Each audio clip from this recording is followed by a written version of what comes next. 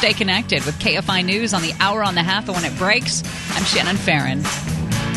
John and Ken Show. John Cobelt and Ken Shampo, KFI AM 640. Welcome, everybody. All right, well, one of the things that Donald Trump said when he was announcing he was running for president, he talked about, criminals coming across the border, murderers and rapists. Didn't take long for the Kate Steinle story to pop up on July 1st. We got another one even closer to Southern California. This story comes out of Santa Maria and happened on July 24th. And what do you know?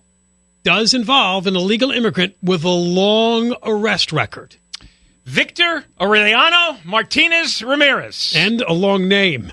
And he and another guy broke into the home. Now, this is really heartbreaking here. She's 64 years old, Marilyn Farris, a veteran of the U.S. Air Force. And she was employed there. At Vandenberg Air Force Base. And Ramirez and his buddy broke in and beat her with a hammer and sexually assaulted her. Killed her. She actually was alive and called 911, but died several days later in the hospital. 64-year-old woman, they raped, they tortured her, killed her. And this guy had been spinning through the system once again, repeatedly, and nobody bothered to deport him. Nobody bothered to make a charge stick to put him in prison. And now they're all blaming each other. This is just another version of what happened with Kate Steinle. Because the law enforcement, district attorneys, ICE, sheriff's departments, they're all a bunch of fools. They're a bunch of fools, and they don't want to do basic police work, which is take bad guys and put them away. But somehow, if you're an illegal immigrant, you get a pass. And in this case, what I see here are a lot of nasty charges. Well, that got downgraded mysteriously. Yeah, it looks like Victor Aureliano Martinez Ramirez not only benefit from sanctuary city policies, but from this whole effort in the state of California to downgrade crimes. So we don't have our prisons full of people, right? Remember that? Right. And so the trick is turn a felony into a misdemeanor by sprinkling magic dust on it. Because a felony gets you in state prison. Well, stupid Jerry Brown doesn't want prisoners in state prisons. So you have to magically turn it into misdemeanors so they spend a short time in the local county jail. I'd like to know the details of his May 2014 arrest. Felony assault with the intent to commit sexual assault. Felony possession of a controlled substance. Days later, the felony assault charge was replaced by a misdemeanor count of battery.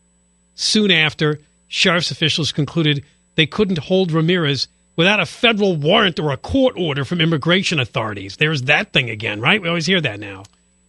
So what in fact, this really angered the police chief in Santa Maria. He held a news conference on Friday saying, I think this is a national issue. It starts with the administration and their policies. You can draw a direct line to this governor and this legislature. But it's the district attorneys in these counties, in Santa Barbara County, who are converting, magically, the felonies to misdemeanors. And two things happen. Not only do they not go to state prison, but now they don't have to be turned over to ICE. And whatever crime they committed, they really committed. It's just that there are now euphemisms for these crimes. And the district attorneys apply the euphemism to turn it into a misdemeanor. Now, he's been, through all this, through all the arrests, all the hearings, he's always been an illegal immigrant. And in a rational society, we would say, hey, you're an illegal immigrant. We're going to deport you. Didn't happen. And stop fussing around with, is it a felony? Is it misdemeanor? Do we have the right to do this or do that? It's like, no, you're here illegally. We caught you. Bye-bye. Nope. 2009, he was nabbed on suspicion of driving without a license. He was booked, but he was released. I mentioned in May of 2014, those serious charges downgraded to misdemeanors. Again, he's released. On July 17th, just a week before he killed this woman, he was booked on two more charges, a felony count of possessing a concealed dagger or similar weapon, and a misdemeanor charge of possessing drug paraphernalia. But the drug charge was dismissed. The felony charge, again, downgraded to a misdemeanor. He pled no contest. He got 30 days in jail. That's it. He was released July 20th, now, just 4 days before he killed this woman. In this peculiar, sick culture we have, if Donald Trump makes a blood joke about Megyn Kelly, it's misinterpreted, and it's 3 days of stupid headlines, right? About hate towards women. Yeah. Here you have layers of law enforcement who allow illegal immigrant rapists and killers to butcher women, and nothing's done, and nobody's held responsible. It's Kate Steinle, and now it's Marilyn Farris. Where are the scolds and the activists who are standing up for Marilyn Farris and Kate Steinle? Where are the headlines on this? Isn't this hatred of women? I don't know. To me, it's misogynist to beat a woman with a hammer and rape her and leave her to die. A little more than a blood joke. But is there any media hoopla over this? No. Isn't our position simple? If you're an illegal immigrant and you get arrested and convicted of anything, you're out of here. I don't care if it's a misdemeanor. Goodbye. It's enough that we didn't catch you, that you're in the country illegally. But once you come up against the legal system and you're guilty of something and you plead guilty of something, you're out of here. I don't understand any of this policy. I didn't know, and it's stupid, and I don't want to hear the excuses from all the law enforcement officials. If you all banded together and made a big stink, you'd make something happen. And I didn't hear any of the candidates carrying on about this. I mean, I really don't understand it. Do women's lives matter?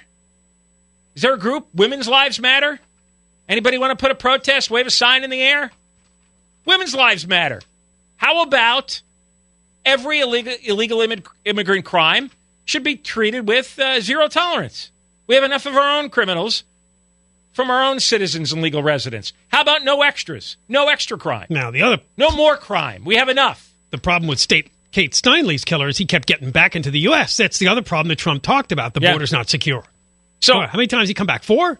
So, I mean, if you're in favor of sanctuary cities, or you're in favor of all this paperwork rigmarole, you're in favor of downgrading misdemeanors, then I guess you're in favor of hatred towards women, right? Violence towards women, hammer to the head towards women, shot through the chest towards women. You're all for that, right? Time to, kill women? Just eliminate them because you hate them so much? And that's why you support these policies? Where's the activist group promoting that? Where are the Twitter scolds on that? Victor Aureliano Martinez Ramirez, the illegal immigrant we're talking about, who killed Marilyn Farris in Santa Maria. Did you also read that he was apprehended, but not before he broke into another nearby home, confronting a mother and her 3 young children? There you go. The mother managed to lock herself in a bedroom and call 911, and then the police nabbed the 2 men. Unbelievable. Because Republican and Democratic politicians don't care if women, mothers, are raped and murdered by illegal immigrants. They don't care. Jerry Brown doesn't care. And now they've rigged the system where felonies magically become misdemeanors so they don't get reported to ICE and they don't go to state prison. And now we're talking, there's no violent felonies on his record. Well, there is, but you erase them. Yeah, you reduce them. Because, the prisons are too full. What could we do? Yeah. Everything has an effect. It's all dominoing together. This guy benefited from both sanctuary city policies and the fact that we're trying to keep our prisons empty. Nice, thanks. Yeah. Meanwhile, Marilyn Farris, 64 years old. What a way to go out, huh? Apparently had been employed with the U.S. Air Force as a civilian for the last 40 years, and before that was an active member of the military service. Well, she fought back, but after repeated blows, they left her for dead. This is how we treat the veterans, too, right? Woman spent her whole life professionally working for the Air Force, and this is how we treat her in the end. We let an illegal immigrant come through the front door and clobber her. Amazing. Yeah. Is that there's some hatred for you. Now you know what Trump is tapping into. There's some misogyny for you. I just start a little hashtag on that. All right, 1-800-520-1534 is our toll-free number.